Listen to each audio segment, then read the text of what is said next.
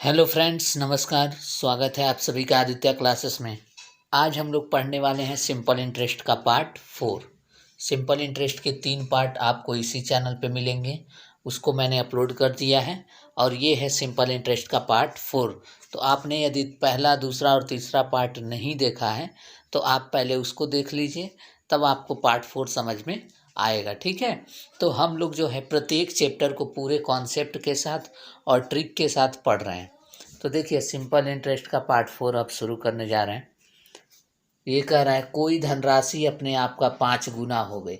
ये आपको हर सवाल में अक्सर सुनने को मिलेगा सिंपल इंटरेस्ट के, कि कोई धनराशि अपने आप का 5 गुना हो गई या 7 गुना हो गई। तो इसका मतलब क्या है? इसका मतलब ये है कि प्रिंसिपल यदि 1 रुपये है तो अमाउंट हो गया 5 रुपये। अमाउंट क्या हो गया? 5 रुपये। तो सिंपल इंटरेस्ट कितना होगा? 5 में से 1 कम, 1 तो अपना है तो 1 कम हो जाएगा। 1 रुपये, 5 रुपये, 1 रुपये क्या बन गया? 5 रुपये बन गए। तो कमाया कितना? 4 ही न कमाया, 5 तो कमाए नहीं। 1 रुपये 5 रुपये बन गए तो हमने कितना कमाया? उसमें से 1 कम, क्योंकि 1 तो अपना है। तो 5 में से 1 कम 4, 4 रुपये क्या हुआ? ब्याज मिला। तो आपको यही बात ध्यान में रखनी है कि जब कोई धनराशि अपने आप का 5 गुना हो जाती है तो उसमें जो ब्याज मिलता है वो 4 मिलता है। उसमें जो ब्याज मिलता है वो कितना मिलता है? 4 मिलता है। दूसरी लाइन देखिए, कोई धनराशि अपने आप का 8 गुना हो गई है। तो प्रिंसिपल 1 रुपये, अमाउंट हो गई 8 रुपये, तो ब्याज कितना मिला? 7 रुपये मिला। 8 में से 1 कम, 7 रुपये क्या मिला? ब्याज मिला। तो आपसे बोल दे कि कोई धनराशि अपने आप का 8 गुना हो गई, तो आपको तुरंत पता होना चाहिए 8 में से 1 कम 7 रुपया क्या मिला? ब्याज मिला। 8 में से 1 कम 7 क्या मिला? ब्याज मिला। ठीक है। ये आपको आने वाले सवाल में बहुत हेल्प करेगा। आपको ये लिखने आना चाहिए। ठीक है, कि प्रिंसिपल कितना हुआ और इंटरेस्ट कितना हुआ। ठीक, चलिए तीसरा लाइन देखिए, कोई धनराशि अपने आप का 3 गुना हो गई है। कितनी गुना हो गई है? 3 गुना। तो इसमें ब्याज कितना मिला? ब्याज मिला 2 रुपया। 3 में से 1 कम 2 रुपये। ठीक है। अब नेक्स्ट,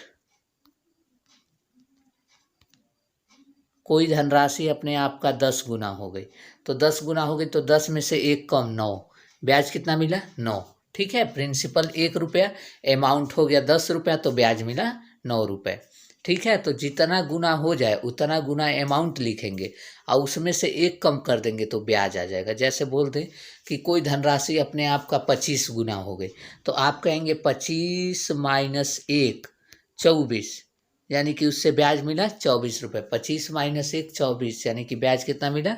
24 रुपये। आपसे बोल दे कोई धनराशि अपने आप का 7 गुना हो गई, तो 7 माइनस 1 6 रुपया ब्याज मिला। 7 माइनस 1 6 रुपया क्या मिला? ब्याज मिला। आपसे बोल दे कि कोई धनराशि अपने आप का 5 गुना हो गई, तो 5 माइनस 1, 5 माइनस 1 सॉरी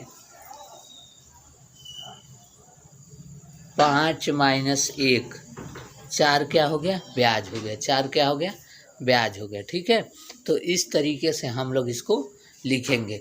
आपसे इसी तरीके से बोलेगा तो आप उसे तुरंत बता देंगे कि कितना रुपया ब्याज मिला। ठीक है। चलिए अब देखिए प्रश्न कैसा पूछा जाएगा। प्रश्न आपसे ये पूछा जाएगा कि कोई धनराशि 8% वार्षिक साधारण ब्याज की दर से कितने समय में कितने समय में अपने आप का 3 गुना हो जाएगी। कोई धनराशि 8% वार्षिक साधारण ब्याज की दर से कितने समय में अपने आप का क्या हो जाएगी? 3 गुना हो जाएगी। तो 3 गुना हो जाएगी तो ब्याज कितना मिला? 2 रुपये। ब्याज कितना मिला? 2 रुपये। ठीक है। तो अब देखिए कैसे, 1 रुपये पर 8% की रेट से टी समय में जो ब्याज मिला वो मिला 2 रुपये।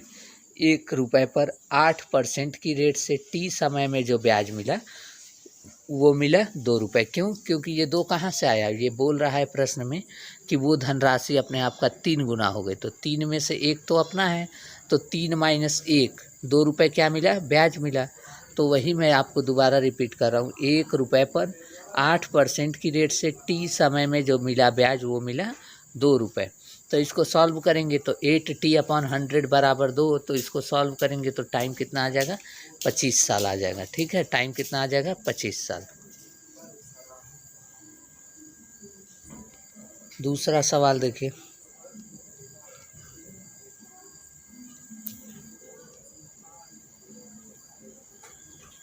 कोई धनराशि 10% वार्षिक साधारण ब्याज की दर से कितने समय में अपने आप का 6 गुना हो जाएगी। कितने समय में अपने आप का 6 गुना हो जाएगी। तो इसको कैसे करेंगे,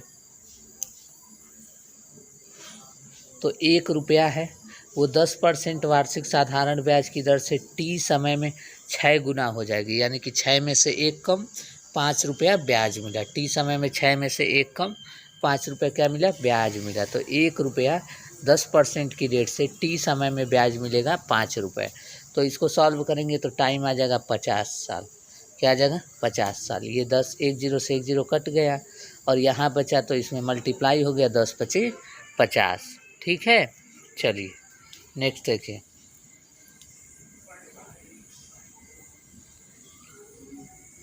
कोई धनराशि 15% वार्षिक साधारण ब्याज की दर से कितने समय में अपने आप का 10 गुना हो जाएगी। कोई धनराशि 15% वार्षिक साधारण ब्याज की दर से कितने समय में अपने आप का 10 गुना हो जाएगी।